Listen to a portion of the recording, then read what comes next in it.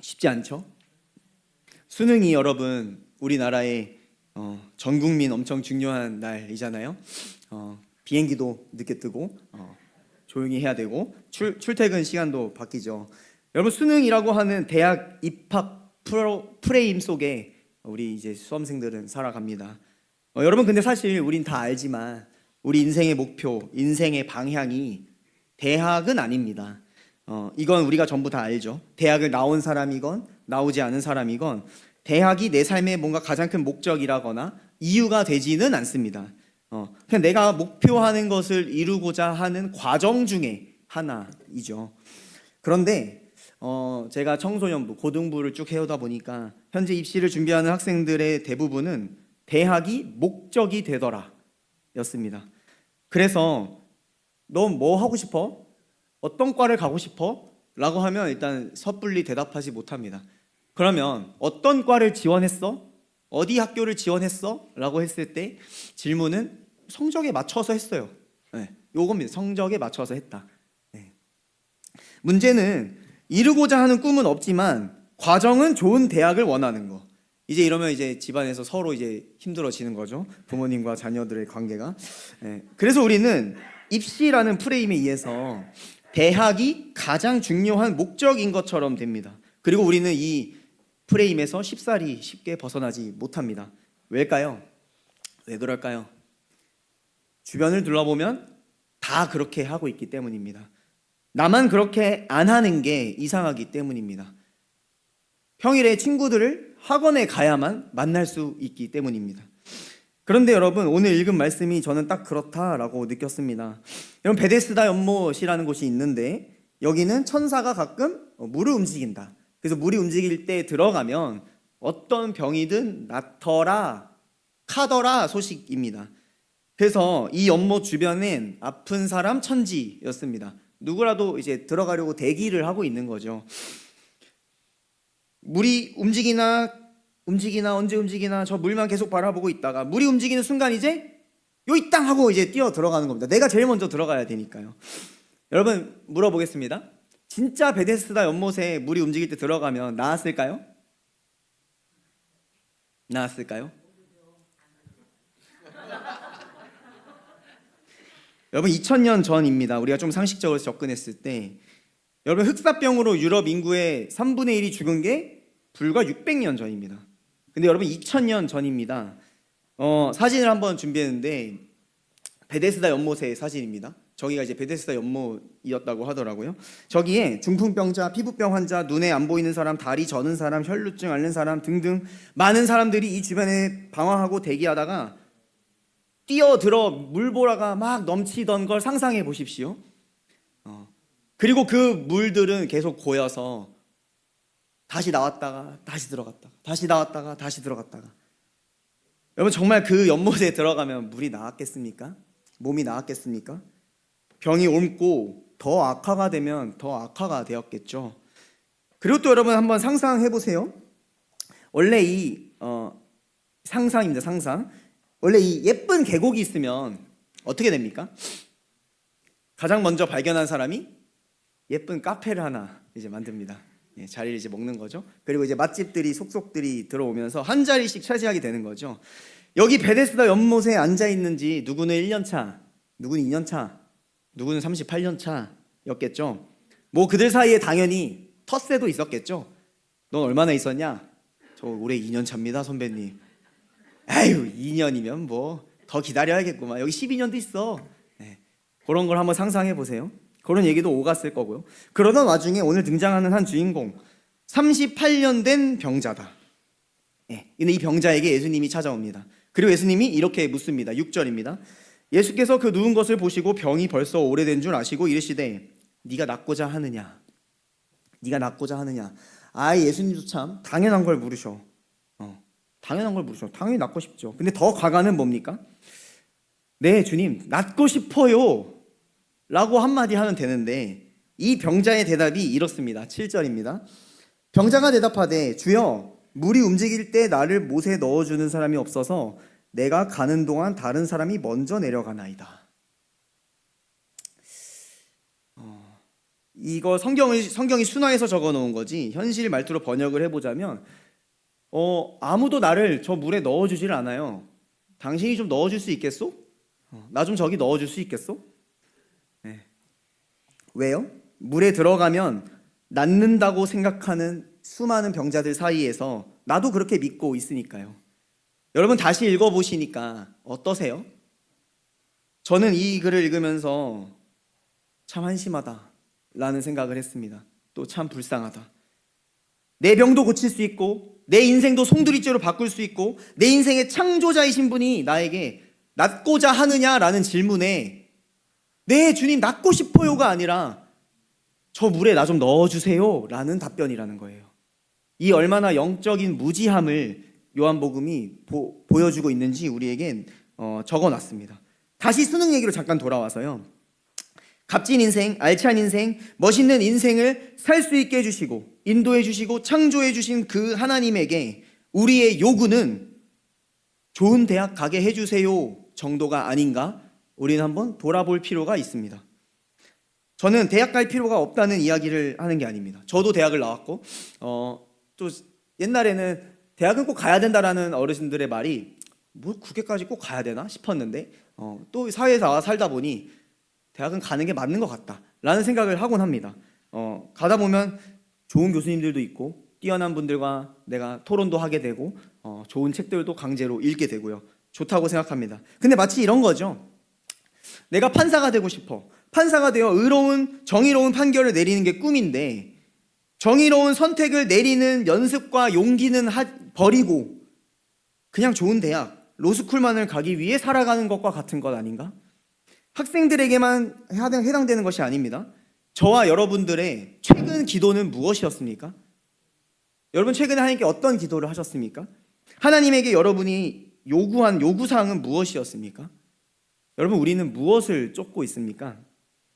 어느덧 내 주변 사람들이 다 그렇게 살아가니까 나도 똑같이 베데스다 연못에 들어가고 싶어 했던 병자들처럼 정작 봐야 할 그리스도는 보지 못한 채 연못만 바라보고 있는 건 아닌가? 여러분 한번 돌아보시기 바랍니다. 제가 대학원 입시 때 제 기도 제목은 이랬습니다. 항상 첫 기도가 이랬습니다. 하나님, 제가 지금 하는 이 공부가 입시를 위한 공부가 아니라 하나님의 말씀을 알아가는 기쁨의 시간이 되게 해주세요. 그리고 마지막엔 꼭 이렇게 이야기했죠. 한 번에 꼭 붙게 해주세요. 네, 그렇죠. 이거 뭐 어쩔 수 없는 것 같습니다. 네. 여러분 우리 학생들이 아까 수능 문제 보셔서 아시겠지만 쉽지 않은 싸움을 하고 있습니다. 학교에 가면 자기와 똑같은 책을 펴고 똑같은 옷을 입고 앉아있는 20-30명의 친구들과 똑같은 스케줄을 보냅니다. 이들이 다 똑같은 곳을 바라보고 다 똑같이 공부하지만 그것이 베데스다 연못을 바라보고 있는 것은 아닌가? 누군가 그들의 프레임을 깨주어야 합니다. 누가 깨주어야 할까요? 다름 아닌 저와 여러분이죠. 부모님이죠. 가야 할 길을 우리가 정확히 알려줘야 하는 거죠. 대학 가기 위해 인생을 살아가는 것이 아니라 멋진 인생을 살기 위해 대학의 과정을 밟는 것. 그래서 저는 요즘 좀 기쁜 것은 이번엔 수능 시험이 끝나고 막 누군가 자살했다더라, 수능 문제로 이렇게 됐다더라, 그런 뉴스는 최근에 못 봤던 것 같아요. 그래서 참 다행이라고 생각합니다. 근데 이런 부분에서 저의 부모님은 저를 잘 교육해 주신 것 같아요. 지금 와 생각해 보니 제 청소년기 우선순위는요, 1순위는 예배였습니다. 2순위가 찬양팀, 3순위가 이제 학원이었습니다. 예배에 실패하고 대학에 가는 것이 정말 내 인생에 도움이 되는가를 돌아보게 교육해 주셨습니다. 예배는 매주 있으니 시험 기간엔 좀 빠져도 된다가 아닙니다.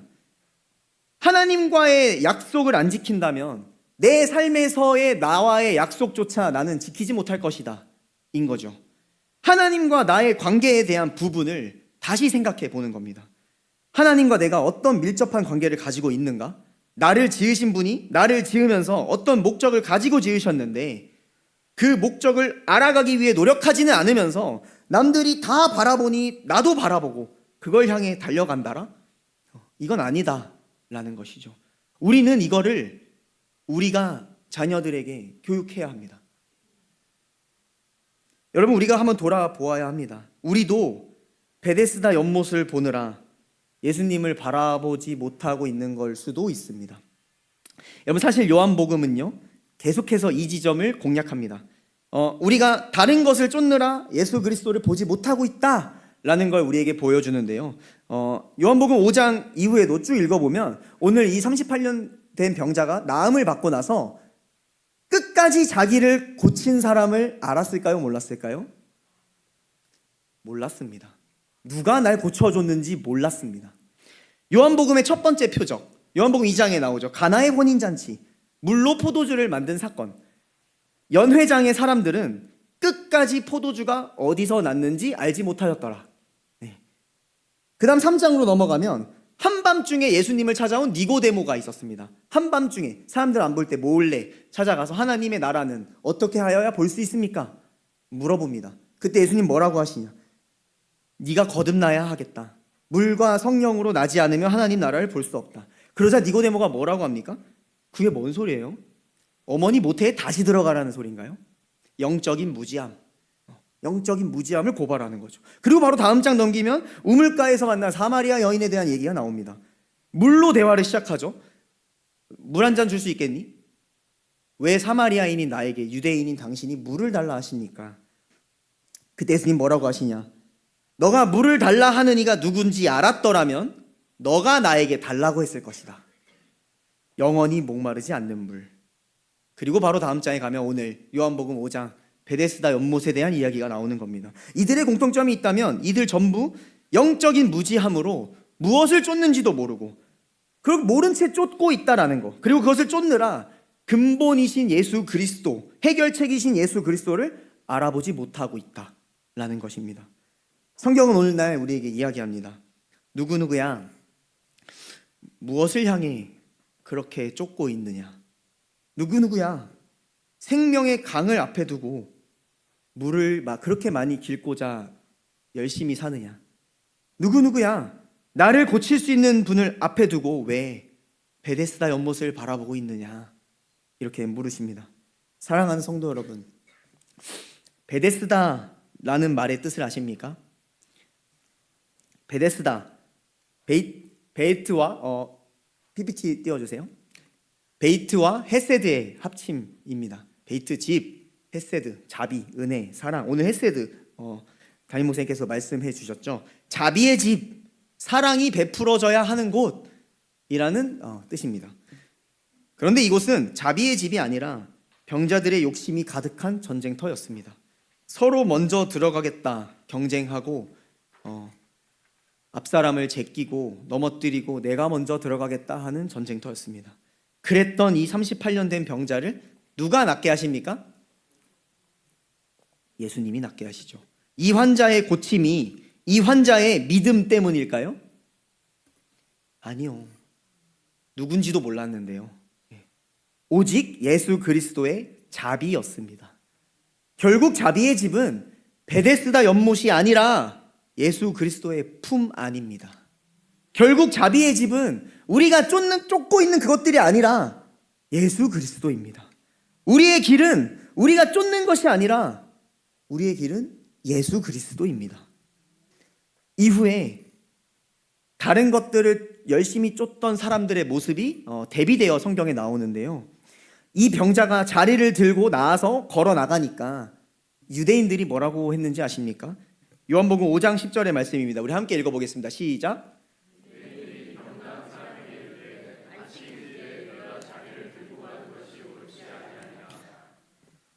여러분, 이게 할 말입니까?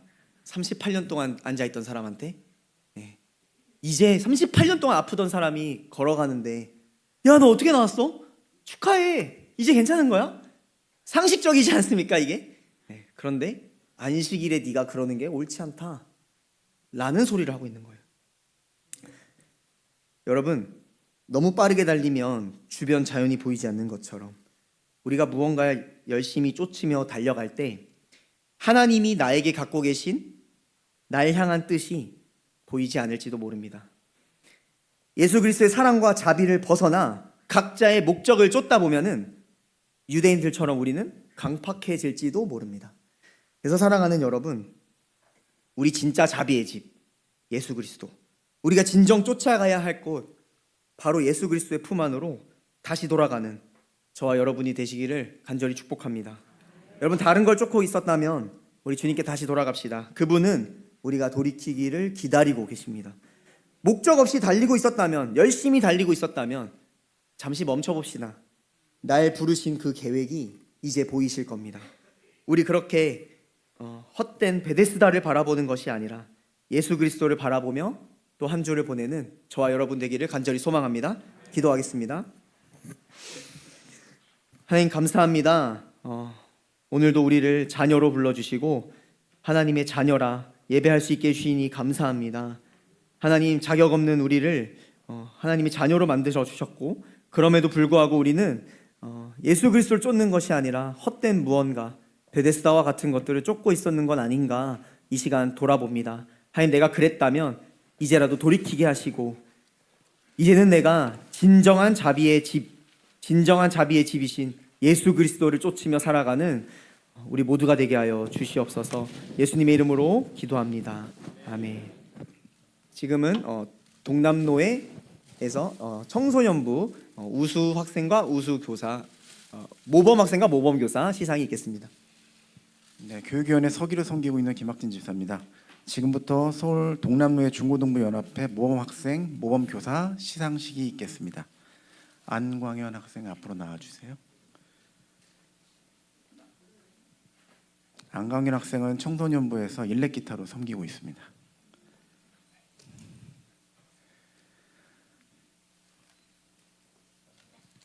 네, 상장 상일교회 고등부 안광현 위의 학생은 하나님의 은혜에 감사하며 교회학교 학생으로 본이 되는 믿음 생활로 모든 학생이 모범이 되므로 이를 칭찬하며 이 상장을 드립니다.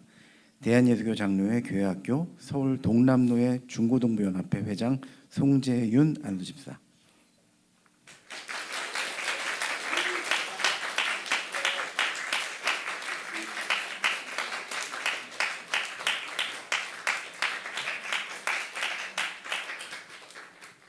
네, 임정우 학생 앞으로 나와주세요. 임정우 학생은 청소년부에서 진행된 사순절 성경 퀴즈 대회에서 압도적인 성적으로 우승을 했답니다. 네, 상장 상일교회 중등부 임정우 학생 위의 학생은 하나님의 은혜에 감사하며 교회학교 학생으로 본이 되는 믿음 생활로 모든 학생이 모범이 되므로 이를 칭찬하며 이 상장을 드립니다. 대한예수교 장로회 교회학교 서울 동남로의 중고등부연합회 회장 송재윤 안수집사.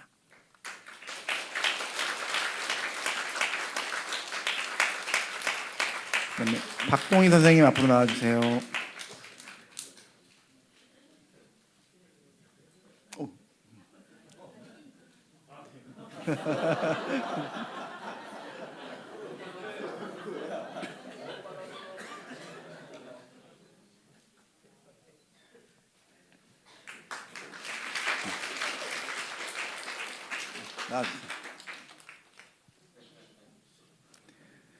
네, 상장 상일교회 박동희 교사 위의 교사는 하나님의 은혜에 감사하며 교회학교 교사로서 본이 되는 믿음 생활로 모든 교사의 모범이 되므로 이를 칭찬하며 이 상장을 드립니다.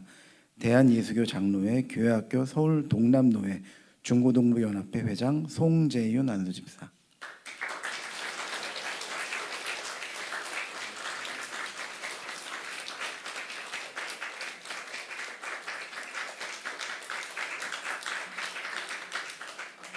이사 선생님 앞으로 나와주세요.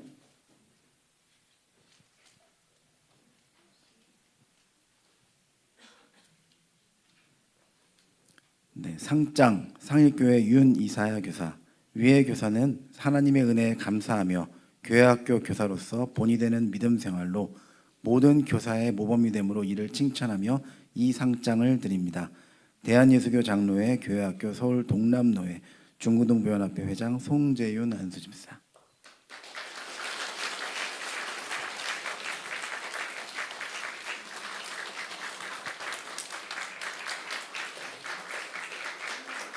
네, 다시 한번 큰 박수 부탁드립니다.